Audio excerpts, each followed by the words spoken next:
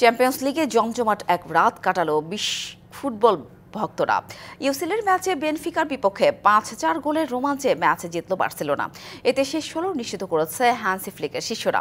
অন্যদিকে লিলকে 2-1 ব্যবধানে হারিয়েছে টেবিল টপার লিভারপুল। এদিন ম্যাচের 2 মিনিট যেতেই বেনফিকা লিড পায় গ্রিক স্ট্রাইকার পাভলিদিসের গোলে।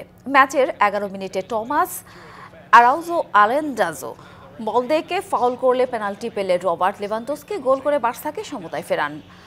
পাভলিদিস আবার বেনফিকাকে এগিয়ে দেন। ম্যাচে 30 মিনিট পার হতে বার্সা কিপার ফাউল করলে পেনাল্টি থেকে 3-1 করেন পাভলিদিস। পিছিয়ে থেকে বিরতিতে যায় বার্সা। 64 মিনিটে রাফিনিয়ার গোলে ব্যবধান 3-2 হয়। তবে রোনাল্ড আরাউজো আত্মঘাতী গোলে এগিয়ে যায় বেনফিকা। 78 মিনিটে লেভানডস্কির গোলে আবার এগিয়ে যায় বার্সা। শেষে বার্সার হয়ে জয়সূচক গোল করেন রাফিনিয়া। জোড়া গোল করে ম্যাচ সেরা হয়েছেন এই ব্রাজিলিয়ান। ইউসিএলের আরেক ম্যাচে লিডের মুখোমুখি হয় লিভারপুল।